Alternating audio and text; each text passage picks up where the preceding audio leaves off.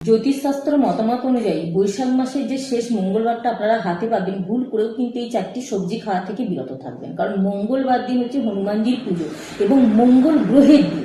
আপনি যদি আপনার জীবনে মঙ্গল গ্রহের যে কোনো দোষকে দূর করতে চান বা বাধা কাটাতে চান, অবশ্যই কিন্তু মঙ্গলবার দিন এই সবজিগুলো খাওয়া থেকে বিরত থাকবেন, যেগুলো আমাদের জীবনে নানা রকম বাধা বিপত্তি আনতে সাহায্য করে এবং মঙ্গল গ্রহের অশুভ প্রভাবকে আরো বাড়াতে সাহায্য করে। তাই যদি আপনার কাছে বৈশাখ মাসের শেষ মঙ্গলবারের আগে অর্থাৎ 28শে বৈশাখ বা 12ই মের আগে ভিডিওটি এসে উপস্থিত হয়, সরিয়ে না দিয়ে সম্পূর্ণ ভিডিওটি দেখার অনুরোধ রইল।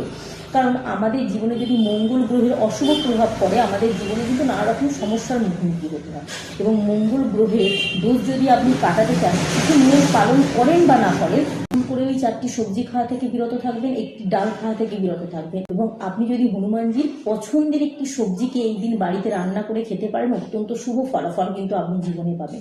এবং এই দিন বাড়িতে কি কিনে আনা শুভ এবং কি ভুল করেও কিনে আনবেন না, সেগুলোও কিন্তু আমাদের প্রত্যেকেরই জানা দরকার। 28শে বৈশাখ মঙ্গলবার, যেটা ইংরেজিতে 12ই মে পড়েছে, এই দিন আপনারা প্রথমেই যে সবজিটা খাবেন না সেটা হচ্ছে হনুমানজির প্রচন্ড অপছন্দের, সেটি হচ্ছে বেগুন। বেগুন খাওয়া থেকে অবশ্যই বিরত থাকবেন। এই দিন যদি বাড়িতে আপনারা বেগুন রান্না করেন বা বেগুন খেয়ে থাকেন, মঙ্গল গ্রহের অশুভ প্রভাব কিন্তু আমাদের জীবনে শুধু না, আমাদের পরিবারের উপরেও পড়তে পারে।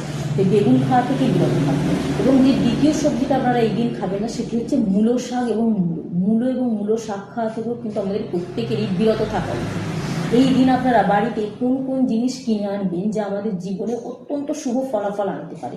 এই দিন যদি আপনারা একটা দক্ষিণাবর্ত শঙ্খ এবং সাদা কড়ি নিয়ে এসে আপনার ঠাকুর ঘরে স্থাপন করতে পারেন, মঙ্গলবার দিন হনুমানজির আশীর্বাদ পাওয়ার জন্য অত্যন্ত শুভ। এই দিন যদি আপনারা লাল রঙের সিঁদুর, লাল রঙের জবা ফুল আপনাদের ঠাকুর ঘরে এনে রাখতে পারেন, অত্যন্ত শুভ। লাল রঙের পোশাক কেনাও কিন্তু এই দিন শুভ বলে মনে করা হয়। এবং আপনারা যে এই দিন সাদা কড়ি কিনবেন, সেটাকে কিন্তু অবশ্যই আপনারা ঠাকুর ঘরে স্থাপন করবেন, পুজোর স্থানে রাখবেন। যদি হনুমানজির মূর্তি বা ছবি থাকে সেখানেও স্থাপন করতে পারেন, দক্ষিণাবর্ত শঙ্খ স্থাপন করতে পারেন।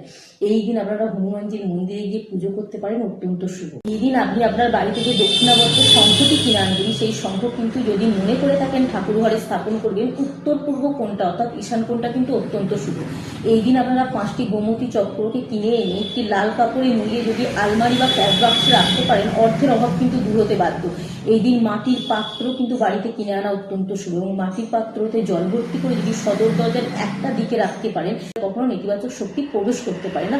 বৈশাখ মাসের শেষ মঙ্গলবার কিন্তু এই কয়েকটি কাজ আপনারা করতে পারেন। এবং ভুল করেও কিন্তু বৈশাখ মাসের শেষ মঙ্গলবার দিন আপনারা লোহার যে কোনো জিনিস, ধারালো অস্ত্র, জুতো কেনা থেকে বিরত থাকবেন। আমরা ভুল করেও বাড়িতে কিনে আনি, আমাদের বাড়িতে কিন্তু অশুভ শক্তি অতিরিক্ত পরিমাণে বৃদ্ধি পাবে। মঙ্গল গ্রহের অশুভ প্রভাব কিন্তু আস্তে আস্তে আমাদের সংসারে বৃদ্ধি পেতে বাধ্য। এই দিন যে তৃতীয় সবজিটা আপনারা খাবেন না সেটি হচ্ছে গাজর। গাজর খাওয়া কিন্তু অত্যন্ত অশুভ বলে মনে করা হয়। তাই হনুমানজির আশীর্বাদ লাভ করতে চাইলে গাজর খাওয়া থেকে বিরত থাকবেন এবং মেথি বা মেথি শাক খাওয়া থেকে কিন্তু আমাদের প্রত্যেকেরই বিরত থাকা উচিত। মুসুর ডাল কিন্তু আপনারা এই দিন খাওয়া থেকে বিরত থাকবেন। তবে যে সবজিটা এবং যে ডালটা এই দিন খেলে হনুমানজির আশীর্বাদ আপনারা লাভ করতে পারবেন সেটি হচ্ছে মুগ ডাল। মুগ ডাল খাওয়াটা অত্যন্ত শুভ।